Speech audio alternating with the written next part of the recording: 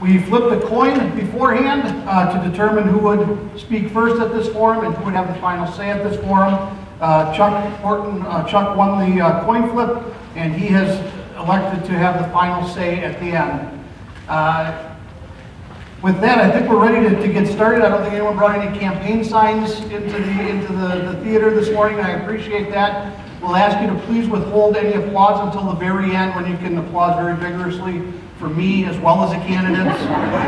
And with that, we will begin with allowing the candidates to introduce themselves, tell us a little bit about yourself, why you decided to run, and we'll begin with Emily. Thank you, and make sure this is on. Is it on? Great, you can hear me. Great, good morning. Thank you to the Chamber and thank you to the Duluth News Tribune for this forum. It's wonderful to be here. My name is Emily Larson and I'm running for Duluth Mayor. I'm running for mayor because we have incredible momentum underway in Duluth right now. Nearly $2 billion of construction projects either underway or in the pipeline. Lower than the state average, lower than the national average unemployment rate, some of the lowest unemployment rate. In this state, we have a financial reserve. We have incredible things happening across the city, and now is the time to continue to build on our momentum.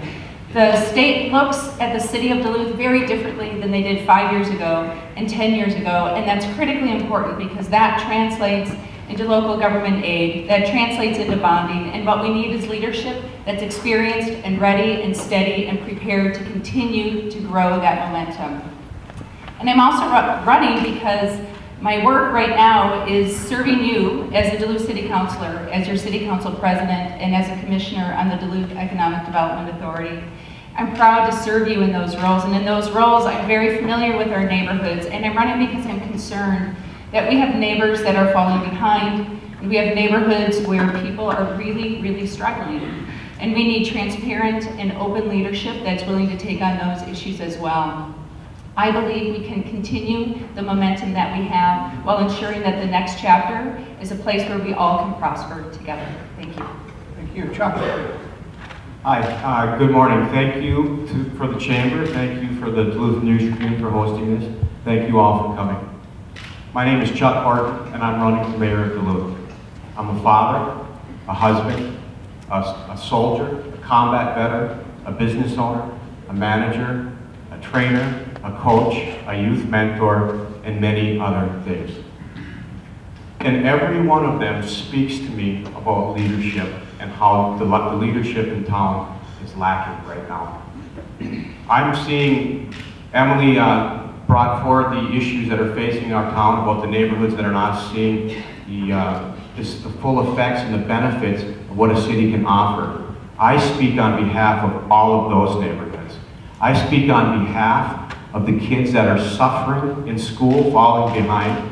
I speak on behalf of the business owners that are struggling, that are the amount of cronyism that's in the city government right now needs to be addressed. So that is why I'm running for mayor. I look forward to getting to know all of you, to speak on all your issues down here in the business area. And I look forward to the rest of this forum. Chuck. Thank you. My question is, what do you believe are the mayor's top responsibilities? And Chuck, I'll start with you. Thank you, David. Right away when I announced that I was running, the issues that I announced on were safety of the citizens and what's happening in the crime and the drugs in our area is putting us all at risk. The other issue that's my second top issue is the roads and infrastructure. Our roads and infrastructure are an embarrassment right now, and we have wasted the community investment fund on foolish, frivolous projects. And now we have bad roads and we have no money. This frustrates me. And the third issue that I'm running on is parks and recs and youth programming for our children. We have absolutely none right now. And we rated that so we can take care of retiree health care. What are we going to do about the future? I was lucky enough to be benefited to all of these youth programs in our community, and I'm grateful for that. Thank you, Chuck. Emily, what do you believe are the mayor's top responsibilities? Thank you for the question. Responsibilities are different than issues. I see the top responsibilities of a mayor to be setting a tone, to create a strong and positive team, and to provide the leadership necessary to prioritize issues in the budget within the city. So for instance, this next legislative cycle is bonding. We have over $50 million of bonding projects that we have the potential to move forward. It is certainly the responsibility of the mayor to work in conjunction with our government partners to get those things done. The other thing that the mayor does is, of course, work in partnership with everyone here. Everyone in this room is a potential ally. If we are not already working together, it is likely that we will. And it is the job of the mayor to set that tone and to ensure that there is transparency, there's openness, there's collaboration, and there's leadership and experience at the very top. Priorities will follow if you have strong leadership in place. Thank you. Chuck, any additional thoughts on this question? Well, I would speak to in order to have a consensus, to move forward, you have to have a consensus. My opponent, when we started talking about the bike trails on Superior Street, that was voted down. Thank God for you local business owners here on Superior Street. She still believes, even after being voted down and heard from the business community, that that's a good issue and it's going to happen anyways. That concerns me, and it should concern every one of you. Okay, thank you, Chuck. Emily, any final thoughts on responsibility? Thank you. Yeah, I hope there is a question on bike and integrated transportation later. It's a fuller answer. I do want to hit on the youth programming aspect. We have invested $250,000 in the last year into youth programming, $100,000 into 5 core neighborhoods for summer and after school programming, $150,000 to AmeriCorps, which has leveraged 50,000 hours of youth services, academic enrichment, summer programming, and after-school programming. So the idea that the city is not a strong partner with youth programs is simply inaccurate. Thank you. You're both touching on issues that we are definitely getting to, so I really look forward to digging a little bit deeper into them. Probably a huge issue, and one that's already been mentioned, is our crumbling streets, our infrastructure, of course. Other than taxes, or other than creating yet another fee, how can we pay to fix the streets on an ongoing basis? Emily, we'll begin with you. Thank you for the question. So we are in a similar situation as many cities across the state, across the country. The federal and state government has disinvested in transportation significantly. So one of the things that I've already been doing is talking with Senator Klobuchar about her plans, what she's doing on the federal level to create policy to bring more transportation funding into cities. The county just passed the sales tax last year. I'm already working with our county commissioners to ensure that we're getting every cent that we can to address the roads here in the city as a result of that. And then secondly, we can find some money in the budget. I will be very transparent in letting you know, I know this budget very well. I know the cuts that we have had to make. We do not have $6 and $8 and $10 million in our budget. I do believe we have $1 million that we can find to invest in streets that we aren't using already. And beyond that is opening the budget for a transparent conversation with the community about what are your priorities. Because what I'm hearing very clearly, no cuts to police, no cuts to fire, no cuts to plowing, no cuts to road maintenance. So it's very important that we have the discussion as a community about where we want to prioritize our budget. Thank you. Chuck, on how to pay to fix streets on an ongoing basis. Well, I'm one of the candidates here that have a blue-collar background. I know how to use, I've operated heavy equipment. I know how it works. I know how much, I have lots of friends that are in developers. I know how much it costs, one block for each road, $1 million a block these days, okay? So, if you go to chuckhorton.net and look up a story I wrote about Hawthorne Road, it's just an example of the waste of this city and how they mismanage our funds. They did Hawthorne Road, they put blacktop over the top of that road before the flood, or after the flood. Then they had to go back and tear it up because the infrastructure collapsed. So I ask you, Emily is on the city council at right now, how come she wasn't aware of that? And how come I had to bring it to the city council's attention? Just like I brought Spirit Mountain to the attention when they didn't have the proper easement. I'm not even on the city council yet, and I already know these things. Emily, 30 seconds. Thank you. Yes, I just want to point out that that answer was really about looking back and not looking forward into what our options are. At one of our last forums, Chuck mentioned that we could dedicate a sales tax, and what I want to say about that is sales tax brings in 1%, $13 million into our city budget, into our general fund. If you take that money and dedicate it to streets, that's certainly an option. You will decrease our staffing by 50 to 60 people in this city, and I think it's important that if that's going to be a plan moving forward, that it's clearly stated where those cuts are coming from so the public can have a transparent understanding. Chuck, 30 seconds. You mentioned cleaning up the mismanagement of spending. Other ideas for paying on an ongoing basis for street repairs?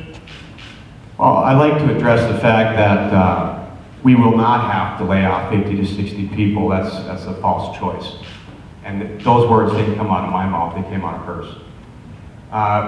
It all begins with the budget, okay? My military training speaks on to the fact that you have to plan in reverse.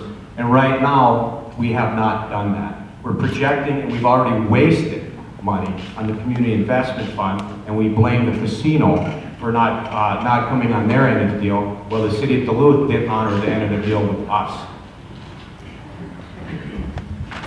The mayor proposed and the city council recently approved a 3.5% levy increase to cover growing labor costs and to contribute $500,000 each to street repair and parks maintenance.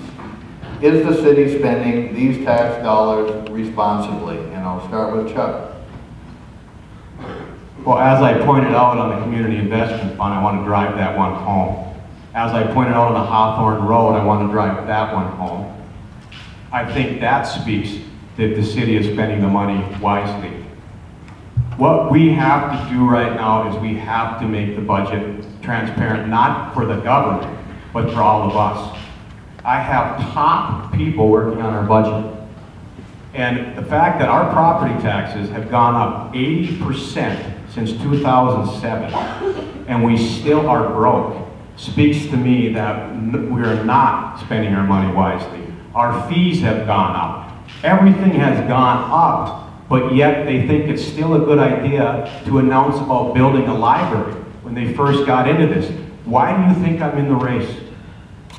I don't need to be mayor of Duluth. I want to be mayor of Duluth because I love this town and I want to make sure that we no longer drive it right into a debt. The debt ratio has doubled for our children in the last 8 years.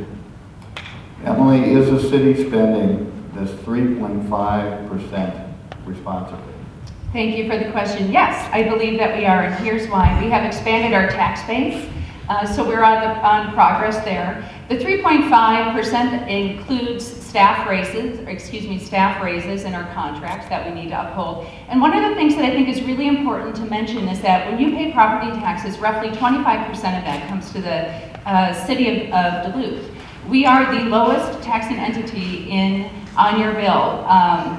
County comes in at about $830 a person. The school district comes in somewhere around $600, and the city of Duluth is at $500. We are very, very prudent with the dollars that we have. We could have bumped it up higher as a council, actually. We did look at raising the maximum levy. We chose not to. We bumped it up just a little bit so that we can roll the streetlight fee over into property tax, because that's what we're hearing very clearly from people is of interest, is to have that be an equitable property tax. So we are continuing to do that. I stand behind this budget. I think it's a very prudent and smart and responsible budget. Thank you. Chuck, any final thoughts on the 3.5%? Yes, the projected budget of 2016 includes $500,000 for trail maintenance. To me, that $500,000 could get 9 more police officers paid for a year. You ask me, when you're walking downtown, I'll ask you, do you feel safe walking downtown here at night? I think our money is better spent on cleaning up the downtown area instead of all these wants and wishes. We need to take care of the needs. Emily, final thoughts? No. Okay, thank you. Well, drug issues and drug problems has already come up. I think a lot of communities are struggling with that. Heroin is one. What is the solution, and how big a problem is it? Emily? Thank you for the question.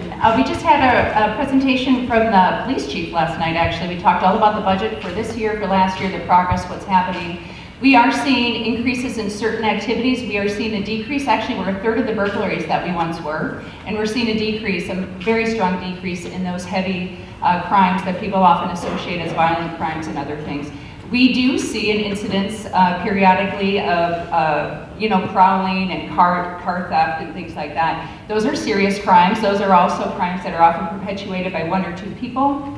And when we bring those folks in, we have a significant decrease. When it comes to drugs, we have an issue that is similar to many cities across the country, which is an overprescription of opiates, which turns into heroin and other things. As a city councilor, I authored a resolution to remove the methadone clinic licensing on Central Entrance because it was contributing to a problem. We have an award-winning drug task force that is active on this issue. We have community policing that works in partnership with many community entities, including drug court, probation, Human Development Center, and other mental health entities. And so I believe we are on the path of a holistic approach to addressing the drug issue and other crime issues. Thank you. Chuck, I know this is an issue you've given a lot of thought to. What more should we be doing? What would you as mayor be doing? Everything, all day long. This is an epidemic. When I announced my candidacy for mayor, my story that I wrote, exactly that title on chuckhorton.net, heroin is an epidemic in the city of Duluth. I don't care about the other cities. Yes, of course I do, but I care about my town, and I want to focus on that. I don't want to relate our city's problems with what's happening nationwide. It's nonsense. We need to deal with the problem right in front of us. I got in front of this years ago. I talked to Steve O'Neill not to bring the methadone clinic in, and here's what we're sitting now. This is a scary issue. I would work on a program that's been implemented on the East Coast called the Angel Program. It's had great success. It's new. I would hire more police, and I would open up more treatment centers. You mark my words. The reason I'm running here is because I care about our kids, and addiction is devastating our community. I can no longer sit back and watch this happen. I have been to too many funerals. You need to ask anybody that's in the medical industry. You need to talk to people that are in the social services industry, and they will speak to this issue. Emily. Thank you. Yes, one of the things that this police department does incredibly well, and as mayor, I would absolutely support the vision and the work of Police Chief Gordon Ramsey. We have an 85% satisfaction rate as a police department. I think that's very important. People have a very strong trust in the police. We need to continue that. One of the ways that we have addressed drugs and other issues is again through that holistic working together, working with community organizations, which include the program to aid victims of sexual assault. It includes the Domestic Abuse Intervention Project. It includes First Witness. It includes the mental health practitioner we have on staff with us in the police department, and it includes supporting residential treatment centers and bringing the medical community along with us. The medical community is now on board with the police department in addressing this issue. What we need to do is to continue to support that holistic community policing approach because it is working. Thank you. Chuck, last word. Well, I'd like to point out that these studies that we're quoting, my opponent's quoting, these 85% approval rates, which neighborhoods are they using this study on? Not the neighborhoods I'm campaigning. And that's not saying I have issue with the police department. I have issue with the city council policies that are overburdening our police department by allowing the low-income housing and allowing the problems to come into our community. We are spending $245,000 on the Steve O'Neill apartments while everybody else is struggling to find a workable, payable job. We need to keep our kids busy in these Parks and Recs program. We need to work hand in hand with our police as well. Thank you. This, as we can tell, is charged and very important to our community, so we will stay on it with one more question, which is your understanding of the current crime rate, where it is heading, and what evidence you have of these statistics. So that's still on crime, and we'll have Emily respond first. Thank you. What we're seeing is an incidence of violent crime going down. Again, having just talked with Chief Ramsey and others, we are seeing that we're making a transition in our police department to bring community policing into the whole department. That is very different. One of the things that we've been doing is having community policing in particular neighborhoods. We're actually expanding that to the whole department because we are finding that calls are going up. Calls are going up at a high rate, and there's reasons why 911 calls go up. They go up because we've trained each other to call 911. They go up because people have cell phones. They go up because many times police are the first line of people that they get, whether it's a mental health crisis, whether it's a safety crisis. It is one of the few places you can pick up a phone and call. So we are getting an increased number of calls. We are not seeing an increase in number of violent crimes. I am very comfortable walking downtown and being downtown and being in the neighborhoods. And what I'm hearing from door knocking, all the neighborhoods across the city, is that people want to feel extra safe in their neighborhoods. They're working with their own citizen patrol. They're working in partnership with the police. And so when we see an increase in crime, it's partly because people are being more active in reporting. And one of the things that we've lost along the way are neighbors knowing each other as well as we used to. So I'm hoping that as, again, we're talking about neighborhoods and building community, we're working together to build strong neighborhoods and ensure strong communities. Thank you. Chuck? Well, I ask all of you in the audience, and I ask all of you watching and listening on the radio and watching on television, do you feel safe walking downtown? Do you feel safe allowing your kids to come downtown like it was when I was a little boy, walking down here and getting off the bus and walking around feeling safe, going to Sears and J.C. Penney's right downtown? I bet your answer would be no. I bet you would say, where are these studies that she continues to quote? Where she's finding the research? Who's doing this? Who's doing the study? I'm telling you, look at your paper and you know that Duluth is hurting right now. You know that there's crimes gone on. You can read it in the paper every day yourself. As a kid, I never opened the paper and even heard of a murder. Now it's common in the city of Duluth. There's stabbings, there's beatings. Ask yourself, I'm not trying to be a fear monger here for you, okay? But you need to open your eyes to reality before it's too late.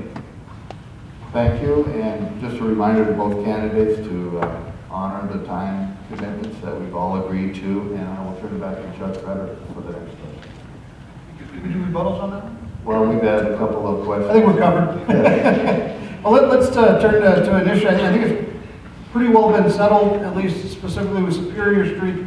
But overall, this issue of streets designed for everyone, not just motorists.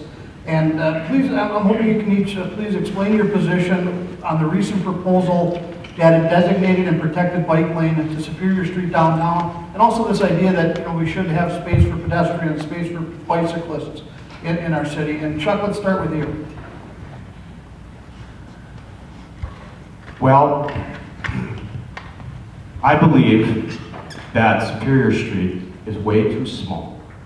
We're geographically choked here in Duluth as far as we're a mile long, and we're 26 miles long and 1 mile deep. We have to be very mindful where we put our roads. If we can't take care of the roads that we're driving on now, I don't think we should invest in bike lanes until everything is straightened out. Going into the future, I think if they're discussing bike lanes, I think they should get a business consensus before they try to ram something down the people that are affected throat. Just like you, we all have special interests, okay? But when the special interest voice, which is the minority, becomes the loudest voice and they get the biggest seat at the table, we're doing something wrong in city government. Emily, bike lanes and this idea of streets for all? Thank you, and I will address it primarily in regards to Superior Street, because I think that's probably more the point of the question. I am a supporter of integrated transportation. When we're talking about Superior Street, we will be remodeling the street. Parking will be changed as a result of that, and we are getting money from the state and federal government to invest in Superior Street. It's a great project, and it's worth its own question on its own about what's happening there. I did support bike lanes on Superior Street. I then also supported bike lanes, protected bike lanes on Michigan Street. Downtowns are for people. It is to move as many people as you possibly can through your downtown. When we have a downtown plan that parking is going to change, I vote to move a growing segment of people through downtown. We know a few things about cyclists. We already have pedestrians, we already have cyclists, we already have drivers. We already have these groups moving around. It is our job to ensure that they're safe. The two things we know about cycling is that transportation cycling only gets bigger once it starts taking hold, and it has taken hold. And the second is that they primarily shop at local retailers and local and small business. It is a partnership that can work in economic corridors. Excellent answers from both of you. Chuck, last word on bike lane on Superior Street. Well, I just returned from, this summer I went out to see my stepson in Manhattan. You talk about moving people through downtown. I saw bikes, you know where the bikes were? The bikes were on the streets, okay? They were safe.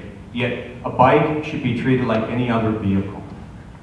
I do not agree that we have the money or the funds to do these things. I think it will hurt business by taking their parking spots away. I think it will be dangerous and a distraction to the drivers, and I think it's that we're not, the weather here is not suitable for this type of waste of money. Emily, last thought? Yes, as we move forward with downtown, it's important to note that we're adding 200 public parking spaces to 2 parking ramps.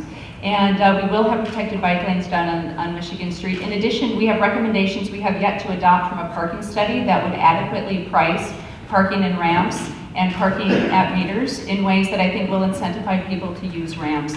So I think as we're talking about integrated transportation, we're talking about moving people through. We need to be thinking about the big picture. I am happy to move forward on an integrated transportation plan for Michigan, and I think it's going to be really positive for the downtown.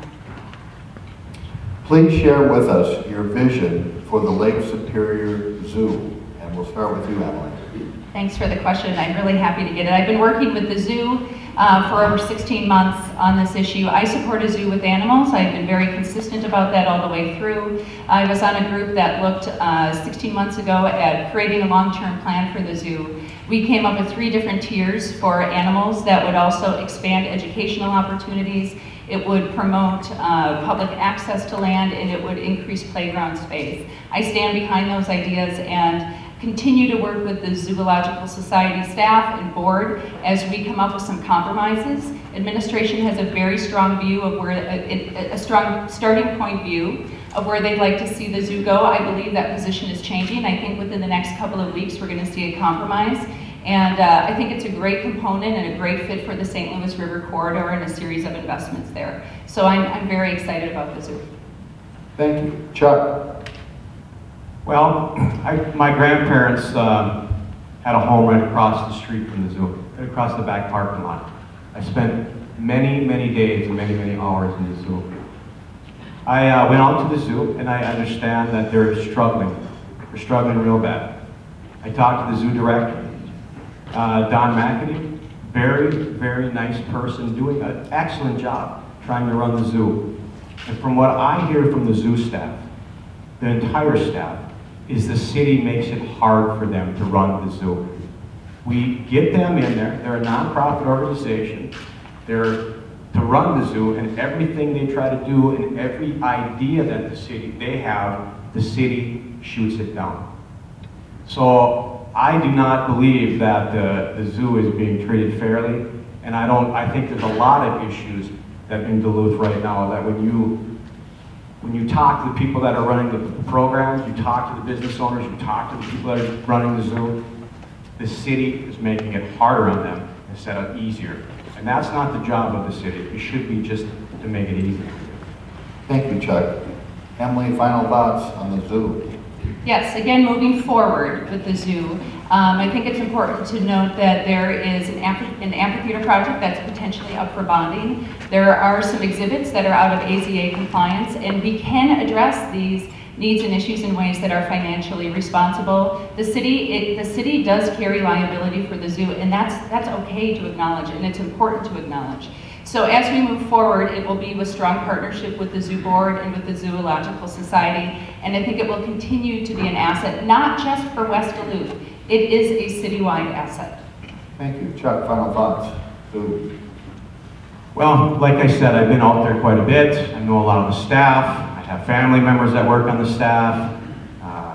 And what I see is complete opposite. I see the zoo struggling. They want the city to get out of their way.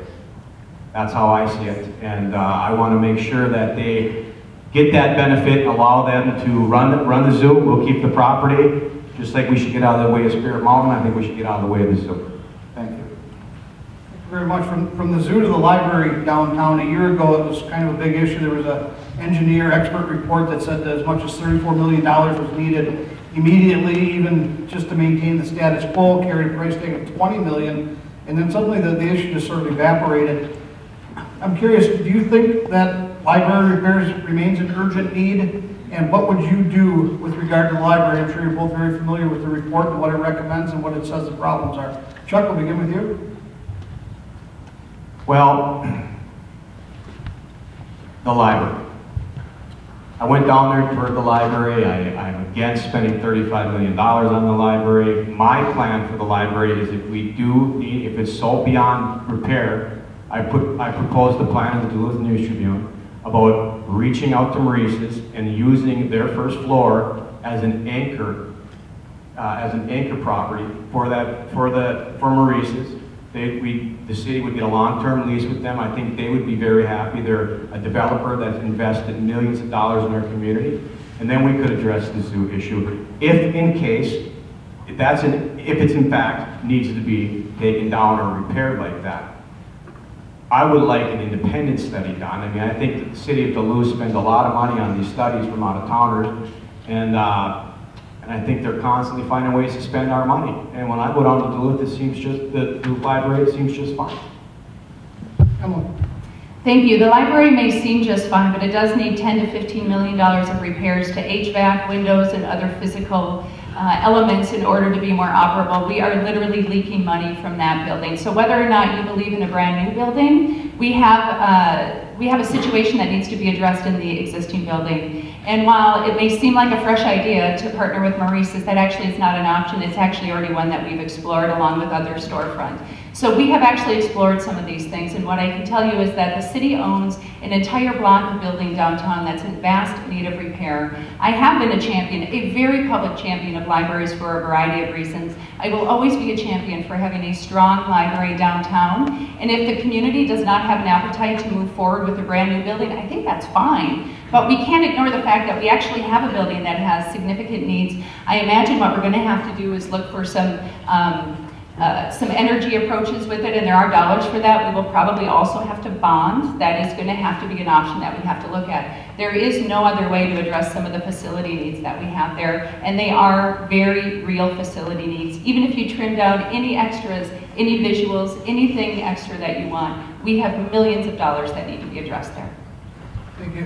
Chuck, last thought, 30 seconds. I'm definitely curious what you see as the shortcomings of the independent study that was done. Well, I think by looking at the study, and I don't have it right here in front of me, Chuck, and that's a pretty in-depth study. So I wish I had it in front of me so I could answer that for you. $10 million is kind of a big number to throw out there when we don't know exactly what the problems are. And right away, my opponent goes right to bonding. When we're talking about our debt ratio is double for our kids today due to this bonding. We can no longer borrow against our future like this. The library can be repaired. I have a private developer that looked at it and said he could fix it for a lot less than that. Emily, I'm specifically curious for you, why did the issue suddenly just evaporate, just suddenly go away? Well, I think leadership listens, and when you have leadership that's paying attention to what's happening in the community, there is concern about the price tag, and I think that's okay. I will say that our general obligation bond debt has gone down 40% in the last handful of years. An overwhelming majority of the bonding debt that we carry is revenue neutral, meaning that it has associated fees, fees for service that pay for the bond notes. So we aren't incurring blank bonds over and over and over again to pay for things. It is a very smart and structured investment when we make that.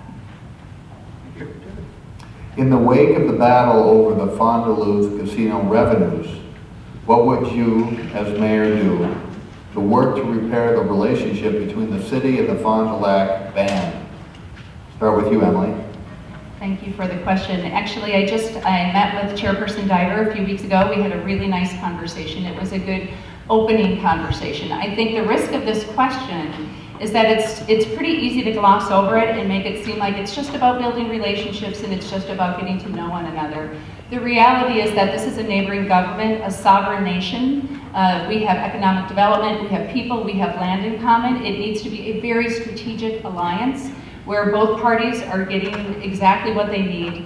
And so I'm actually already working on that relationship with the chairperson that of course will carry over into other areas. But you start first with getting to know one another and rebuilding trust. That will take time because it is an eroded relationship right now. We are able to work well together in some ways, but in order to really get the full benefit of that relationship, it will take time. I am committed to entering into that with openness and with a trust and understanding that that the city has some work to do as well in ensuring that that is a relationship that's respectful and moves forward fully.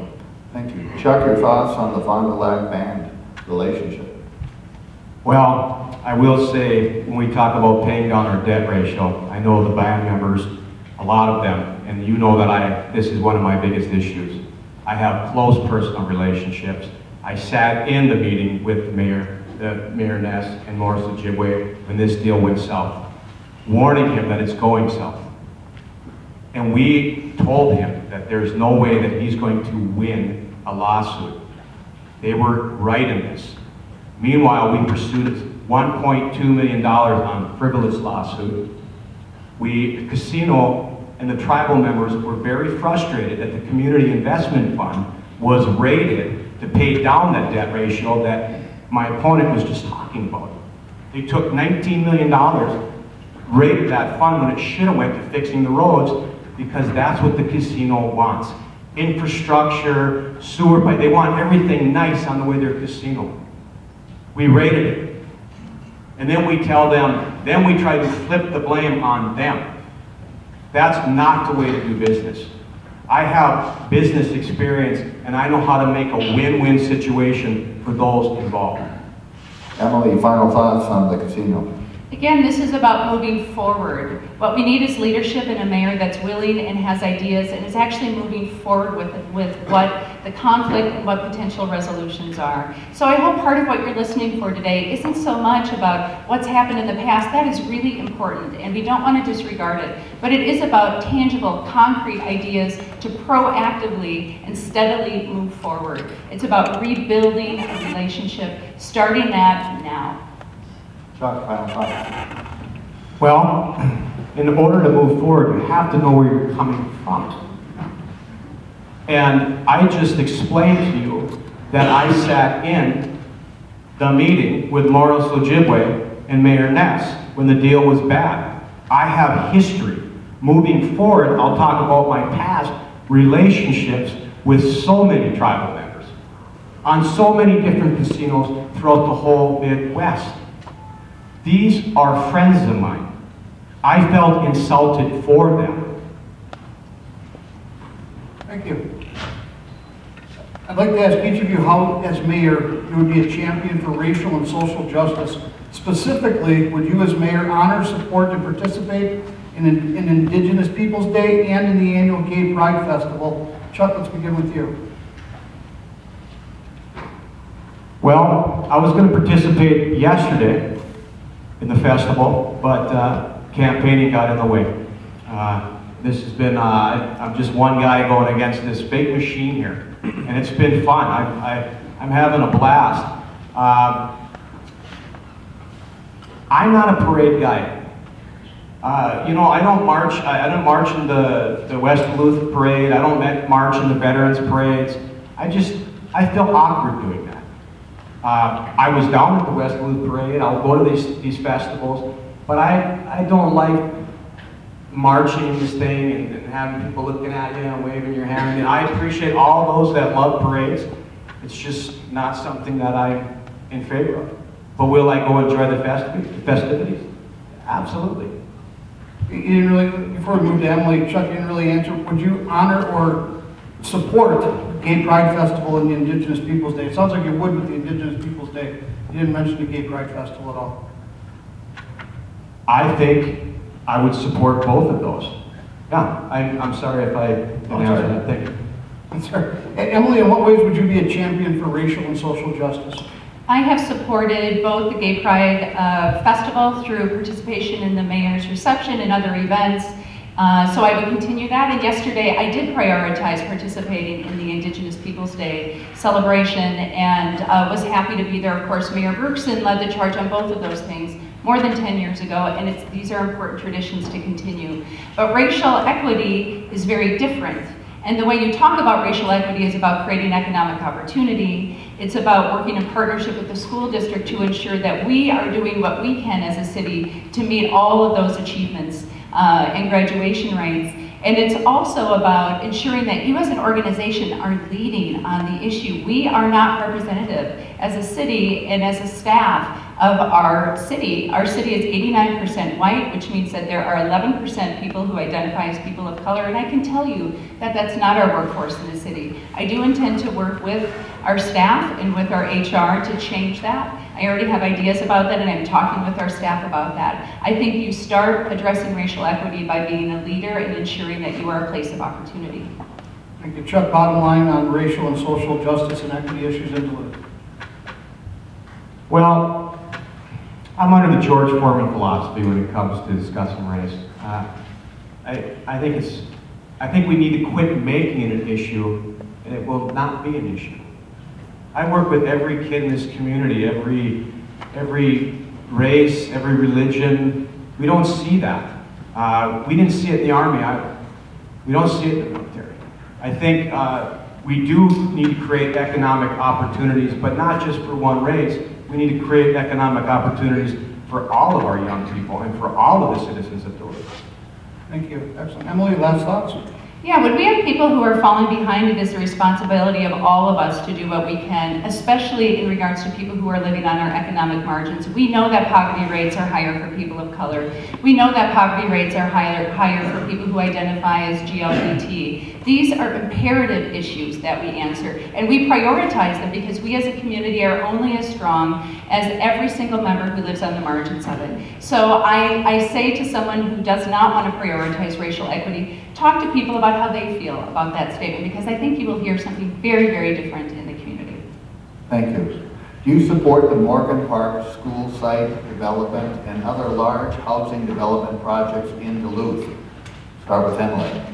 Thanks for the question. I have been working with the developer actually at the Morgan Park School. I asked them a month ago to decrease the scale of his project, and I was really happy to get the email yesterday that he is doing that. It makes good sense. What we have is a tension that happens in neighborhoods. School sites are a perfect example. As schools have switched their own plans, it leaves very large facilities that neighborhoods feel very strongly connected to, leaves them vacant, leaves them blighted. So we need to be working with the school district to repurpose these lands and these sites. This particular site, it will change scope a little bit with the Morgan Park developer. At this point, it's a $21 million project coming into a neighborhood to provide housing. Now the scale of housing is going to change, and maybe the market of housing is going to change. But I have been so pleased to work with this developer who I think has come a long way. This is not his first attempt at doing a development, and he's learning as he goes. I do support housing and the expansion of housing. Working with school sites is a really important strategy because what we don't have a lot of in Duluth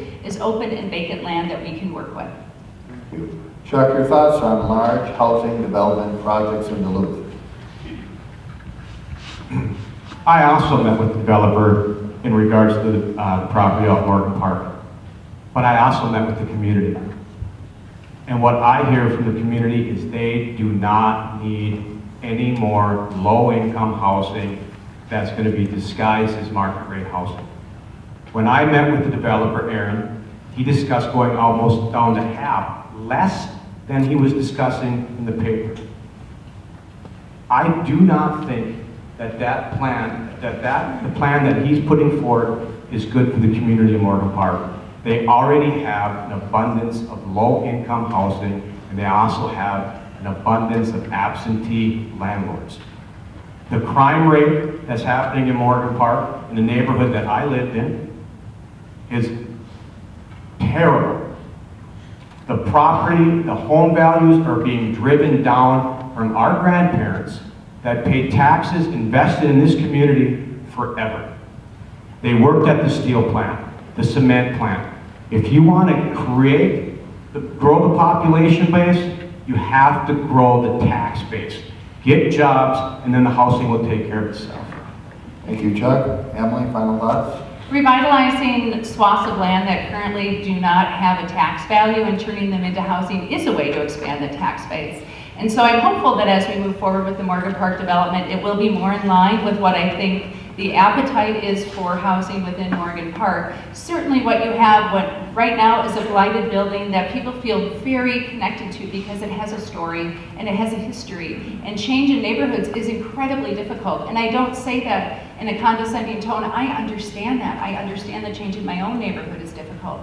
But when we work together with developers, we can create opportunities that are really good for communities. And I'm very hopeful that that's the direction this one ends.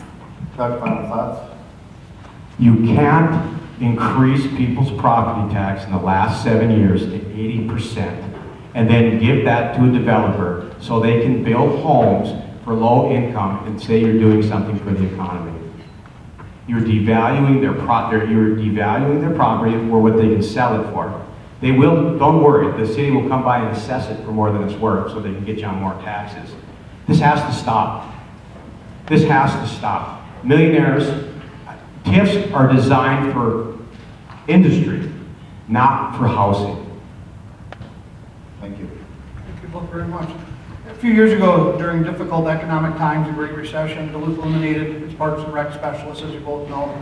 Pretty well shut down community clubs, except in those places where the citizens stepped up to run things. The economy has certainly gotten better. I think Duluth's bottom line is a lot stronger than it was. And the city has also started collecting a parks fee from all taxpayers. Will you as mayor bring back the park specialists and the programming to our parks? Chuck, we'll start with you. Yes, that's what I ran on, that's what I announced on. This is so vital for our community. If we do not invest in these kids, they will fall through the cracks like they're doing now. You'll see more property values damage, you'll see more burglaries, you'll see more of this that you're seeing now. It's happening in Lakeside, it's happening in West Duluth, it's happening citywide. These kids need mentorship. They don't have a lot of this money to go to all these expensive programs that some of our kids are entitled to or have afforded those opportunities. When I was a little boy, we could go to Irving. Sonny Helbaka would teach us how to make a canoe, play ping pong. We could go to Memorial. We got to skate. They took care of the rink. They took care of the sheets of ice. What are we doing now?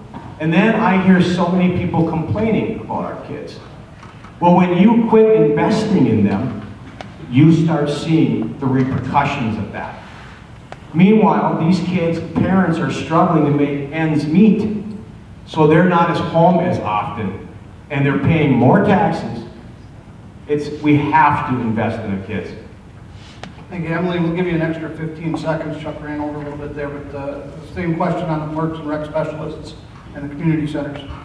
For 3 years, I was the counselor assigned to Parks and Recreation, and I championed that very, very hard. I am proud of the work that we're doing right now. Again, $100,000 a year going to 5 core neighborhoods, Morgan Park, West Duluth, Central Hillside, East Hillside, and Lincoln Park, to address and support programming by organizations who know how to do this very, very well. I can tell you exactly how much it would cost to reinstate youth programs. It's about $750,000 a year. That is an option. That is an option that we can talk about, and it's an option we can talk about as a community. The Parks referendum money that you pay, through the voter referendum a few years ago, $5 a month, that provides a lot. It's going to parks, it's going to maintenance, and it's going to a variety of places. It does not right now include that staffing level. So that's a community conversation to have.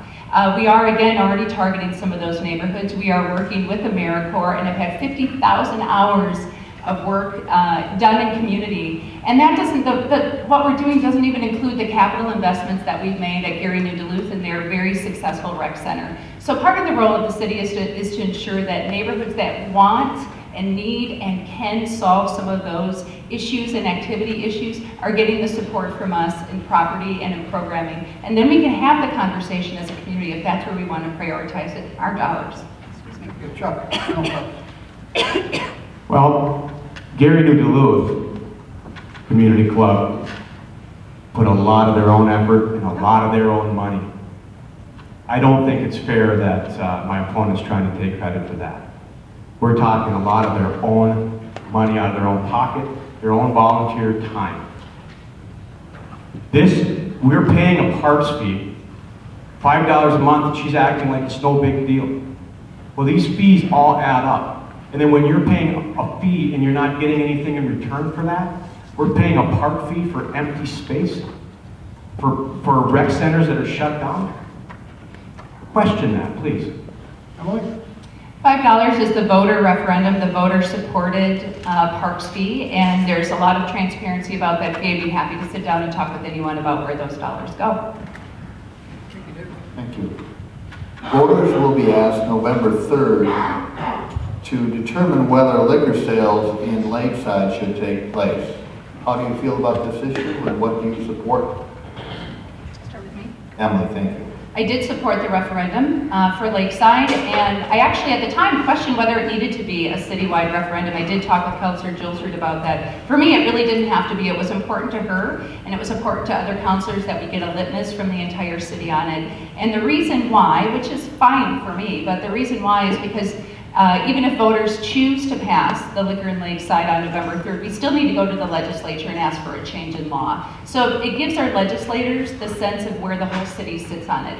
For me, this is a District 1 issue. It was voted down by referendum by one vote a handful of years ago. It needs to be answered by the voters of District 1. It needs to be overwhelming if we're going to make the ask at the legislative level. Thank you, Emily. Chuck, your thoughts on this? Well, I'm glad to see my opponent wants a consensus on this issue, but cares not to listen to the consensus on Superior Street. I will say Lakeside does not belong to their own community. They're citywide. It's falls in the border of the city of Duluth. Their liquor sales is up to all of us. They don't get to vote. Lakeside residents don't get to vote on, they get to vote on issues that will affect West Duluth, Gary, Morgan Park. Why don't we get to vote on issues that concern their neighborhood? Liquor licenses or votings for certain neighborhoods starts to play favoritism. And this city has done enough of that. You can't pick the winners and the losers. Thank you, Chuck. Rebuttal? Emily, final thoughts? No, thank you. Chuck, any additional thoughts? Oh, thanks. Chuck Frederick, we have about 5 minutes left. Should we transition to final statements? I'll give it to you. Well, I don't know, maybe we could ask one more and then go to final statements, if that would be okay. Let's see, we have 3 more questions. I'm trying to pick the best one here. Let's talk about issues in this morning's paper. In November 2013, Mayor Ness refused to accept a council-approved 25% pay raise. Will you accept that raise and the pay that's set by the council that's right now on the books? And Chuck, will begin with you. Well, I will say, like I answered Peter Passy the other day when we did the interview, to me it begins with the budget. I can't say yes or no until I look at the entire budget. We're looking at it, but we have to look at it as a team. I have to go into the city, and that's my next step in the next phase of this election process for me, is to talk to city employees. Guys and gals that are in the ground, on the ground, mopping the floors. I want to know where they think we can save some money. I want to hear it from them. A lot of these men and women are my friends, people I grew up with. And they complain to me all the time about our own city's government waste. So before I talk about what I'm going to make, or if I will accept the pay raise, or will I refuse the pay raise, I think it's important that we talk to all the city employees and see what they think the mayor should make as well. Emily. Thank you for the question. I understand this budget. I understand what our department heads are making. I am working with our city staff already as a city councilor, and I understand how pay raises are very political. I understand that there's preferred answers and how you should answer it and what people want you to say and hear. But the pay raise is set by city charter, by the city council. The pay has been set. I would move forward with the pay as it is set.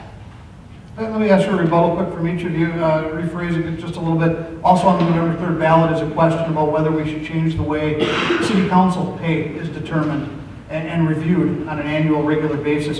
Should the mayor's pay be reviewed and determined the same way, do you think, Chuck? That's an excellent point, Chuck, and I would agree with that.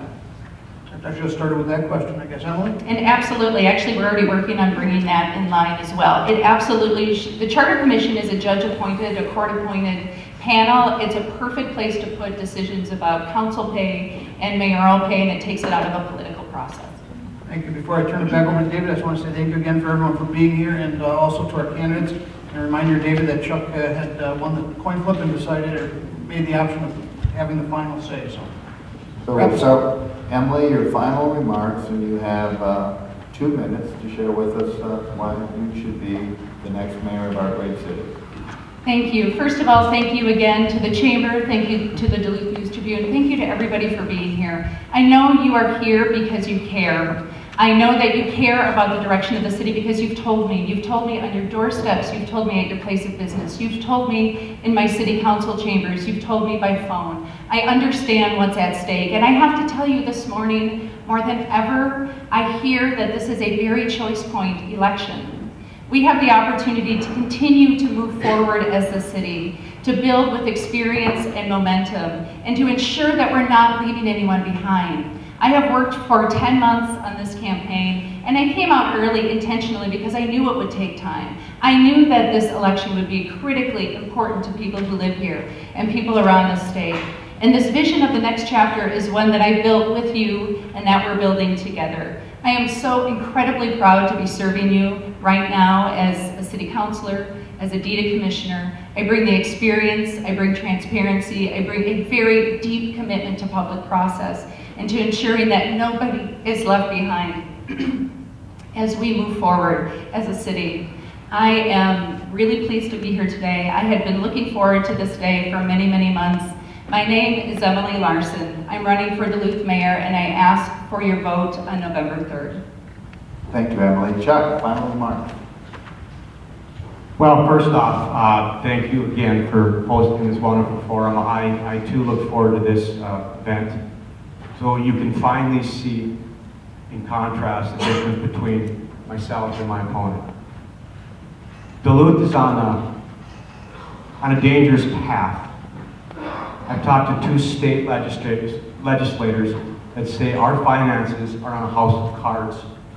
We are very reliant on local government aid. And a lot of you that are vested in this community know that.